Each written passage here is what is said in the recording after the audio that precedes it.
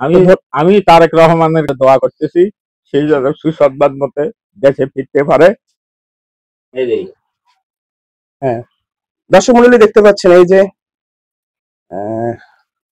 শহীদ আবু সাইদ ভাইয়ের বাবা, আর ঠিক এই যে দেখতে পাচ্ছেন এই যে অর্থাৎ গাভী এবং বাছুর দেখতে পাচ্ছেন, এই গাভী দিয়েছেন এবং এই বাছুর দিয়েছেন।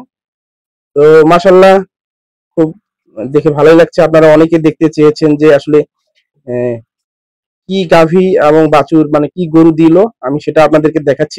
একেবারে ভেতরের খবর আপনাদেরকে দেখাতে পারি, এই জন্য আমি আপনাদের সামনে এই সমস্ত ভিডিও নিয়ে আসি। আপনারা দেখতে পাচ্ছেন যে এই গাভী এবং এই বাছুর দিয়েছেন। সুপ্রিয় দর্শক মণ্ডলী দেখতে পাচ্ছেন তারেক রহমানের উপহার গাভী এবং বাছুর এখন আছে শহীদ আবু সাইদের বাবার হাতে। আপনারা শহীদ আবু সাইদের বাবাকে দেখতে পাচ্ছেন। দর্শক মন্ডলী দেখতে পাচ্ছেন যে তারেক রহমান যে গাভী আর বাছুর দিয়েছেন, আপনারা অনেকেই দেখতে চেয়েছেন যে আসলে কেমন। তো আমি আজকে দেখাচ্ছি যে চাচা, যে শহীদ আবু সাইদ ভাইয়ের বাবা এই গাভী এবং বাছুর ধরে আছেন। অর্থাৎ আপনারা অনেক নিউজে দেখেছেন, নিউজে যে তারেক রহমানের পক্ষ থেকে গাভী দেওয়া হয়েছে, সেলাই মেশিন দেওয়া হয়েছে, কিছু নগদ নগদ অর্থ দেওয়া হয়েছে। তো আমি আপনাদেরকে গাভীটা দেখাচ্ছি।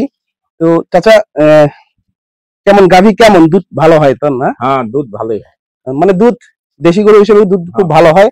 যাই হোক, গাভী পেয়ে উনি অনেক খুশি, উনি তারেক রহমানকে অনেক ধন্যবাদ দিয়েছেন। বাছুর আছে। তো যাই হোক দর্শক মন্ডলী, চাচার জন্য সবাই দোয়া করবেন। তিনি সন্তান হারিয়েছেন, এই দুঃখ কখনো ভোলা যায় না, এই দুঃখ কখনো ভুলবারও নয়।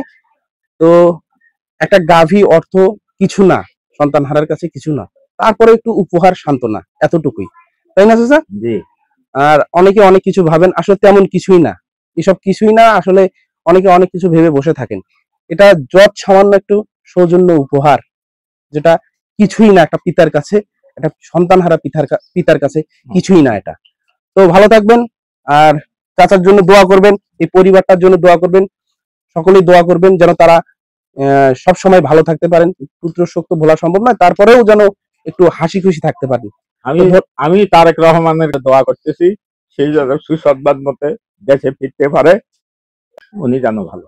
উনি দোয়া করছেন যে তারেক রহমান যেন ভালো থাকে। তো দর্শক মন্ডলী, ভালো থাকবেন, সুস্থ থাকবেন। আসসালামু আলাইকুম।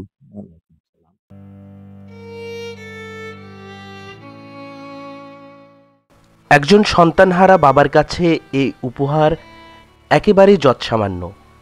অনেকে অনেক কিছু ভেবে বসে আছেন, আসলে আমি তাদেরকেই বলছি এই উপহার কিছুই না। যদি 7 রাজার ধন এনে যদি এই পিতার হাতে দেওয়া যায়, তারপরেও কোনোদিন সন্তানকে ভুলতে পারবে না। আর শহীদ আবু সাইদ তো ছিলেন 9 ভাই বোনের মধ্যে অনেক মেধাবী, এবং লেখাপড়া শেষে হয়তোবা এই সংসারটার হাল একদিন ধরতেন, পিতার পাশেই থাকতেন।